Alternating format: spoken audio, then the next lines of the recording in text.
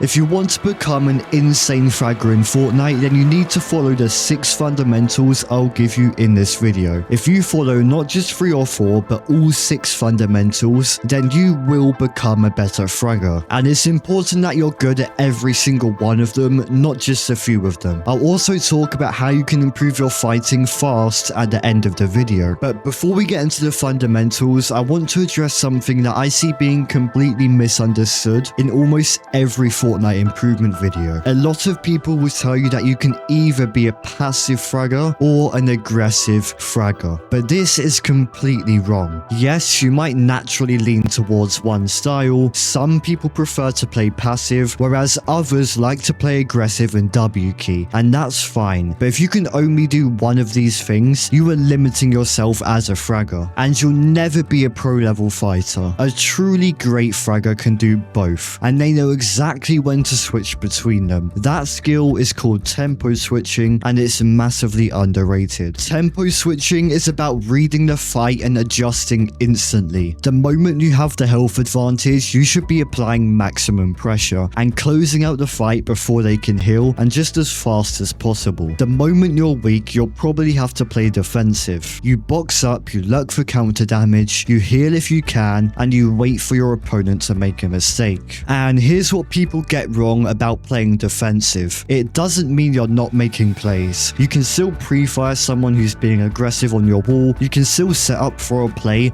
the moment they make a mistake, but playing defensive is about controlling the pace, looking for counter damage, looking to counter your enemy's mistakes, and not giving up on the fight. So let me give you an example. Let's say you're low and your opponent is pushing you hard. You box up in a 2x1, never a 1x1, and you get your heals off before they reach your box. Then they start pickaxing your wall, they get impatient, and they go for a bad peek. That's a mistake. The second that happens, you shoot them from a protected peek and get counter damage. Now you flip the health advantage completely, so now you go aggressive. If you've got a major health advantage and can't get one pumped, you close the fight out fast by just jumping in their box. That's a tempo switch. You force them into a bad play by being patient, then punish them instantly the moment they made a mistake. The key skill underneath all of this is spotting mistakes quickly and punishing them even faster. The best fraggers in the world don't win fights because they outbuild or out-edit their opponents every time. They win because they recognize the moment an opportunity opens up and they end the fight before the opponent even has a chance to fight back. Now, before we get into the specific fundamentals, you need to understand what you're actually supposed to be doing as a fragger, because a lot of players get this wrong. Your main job as a fragger is to get kills and refreshes in the endgame and to rack up damage for Storm Surge. That's the core of it, but there's more to it than just going and finding refreshes. You're also responsible for watching the back of zone. Like, while your IGL is tarping front side, you need to have eyes on what's coming from behind, and you're the one closing off the back of the tarp. Like, if your IGL rotates and builds a tarp but doesn't place a back wall, you need to place that wall, as this makes sure that no one can sneak up in the back of your tarp and ruin your game. But you also need to call out what you see. Like, if you spot a refresh opportunity, you call it. If you get a knock, you call it. If you can see someone walking up to pre-edit you, you call it. Communication as a fragger is way more important than people give it credit for. And if your IGL is weak or needs to heal, for example, you need to be able to take over and start tarping ahead, for example. So you need to be confident that you can take over instantly, even if it's a few seconds, because otherwise you'll end up hesitating, and in the end game, just 2 seconds of hesitating can cost you the game. That's part of the role too. Understanding all of this before we get into the fundamentals matters, because everything else we're going to talk about fits into this framework. The next fundamental is the one that most fraggers at every level are getting completely wrong, and it's probably the main reason why you're not converting the end games you should be winning. So I'll break it down right after this. But first, if you're serious about improving fast and placing better in tournaments, you need to know about Snapin. Snapin is an AI coaching tool for Fortnite that watches your gameplay, finds your weaknesses, and keeps track of all your biggest weaknesses, then builds personalized routines built around your weaknesses and time limit. So you finally stop making the same mistakes costing you bad tournament placements. You also get 24/7 coaching coaching from Snapin's AI coach, which is trained on over 200 pro strategies, has analyzed over 1,000 pro scrims, and knows all of your weaknesses, tournament placements, and goals. So you can ask it anything and it will give you the best possible answer you can get, whether it's how to improve your fighting or even the best places to look for refreshes in the endgame. So if you're serious about improving your tournament placements, click the link in the description and get Snapin. But now let's go over refreshes. This is one of the most important things you'll do as a fragger, and there's a lot more to it than just go and find a kill.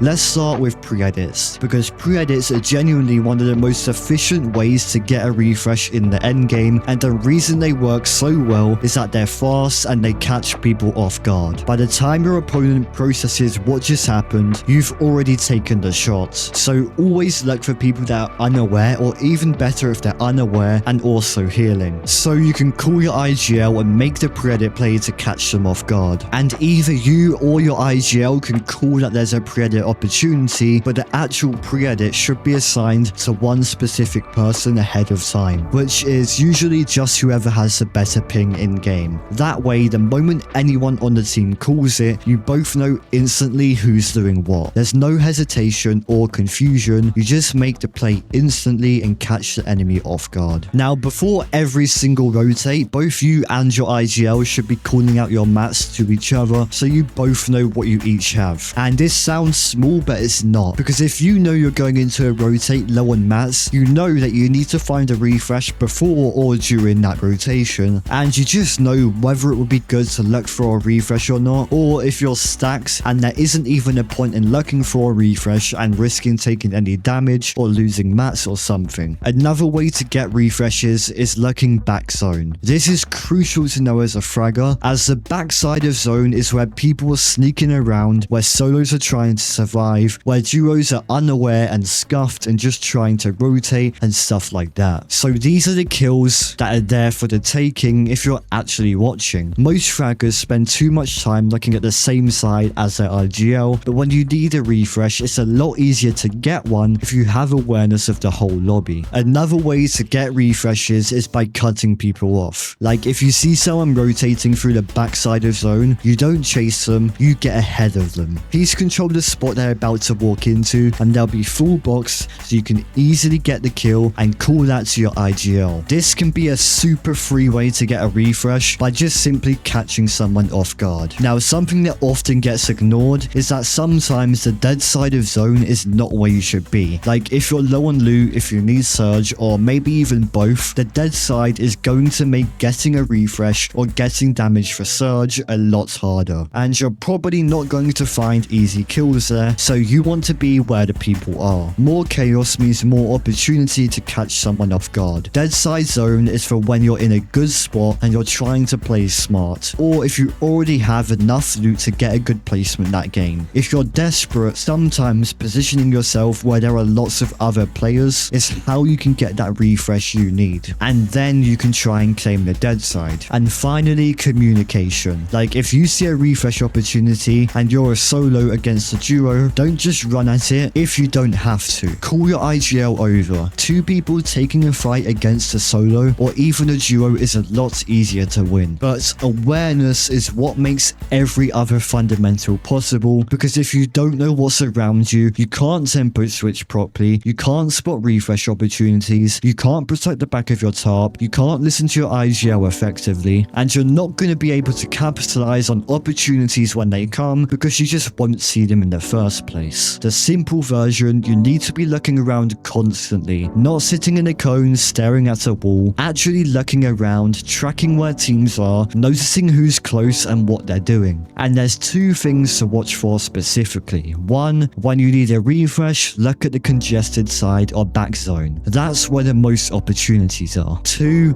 watch people lining up pre-edits on you. Like if someone walks up to your wall, builds up to it, or pulls out their blueprints whilst approaching, they're probably going to try and pre-edit you. Call it immediately and move, create boxes behind or something like that. Or maybe even wait for them to pre-edit and then pre-fire them with your duo as they pre-edit you. But only do that if you're really desperate for surge or a refresh, because obviously that plays a little risky. Now this next one sounds simple, but it's where where a lot of fraggers cost themselves games, and it's just following your IGL. Even if you think they're making the wrong call in the moment, hesitating is almost always worse than just committing, because if you delay a rotate because you're second guessing them, you end up late, separated, and suddenly you're both fighting out of position, and you're just going to end up in a worse spot than if you just trusted your IGL. If you genuinely think they made a mistake, say something, but after the game, or maybe even after the tournament, but in the moment, be ready to follow your IGL. Now, pretty much all of this falls apart if you can't fight. So let's talk about how to actually improve your fighting as a fragger. The single most important thing you can do is fight the best players available to you as often as possible. Not players worse than you, not players at your exact level, players better than you. This is something I keep coming back to because most people don't actually do it. They talk about wanting to improve, but they keep playing against opponents they can't beat comfortably and then wonder why they're not getting better.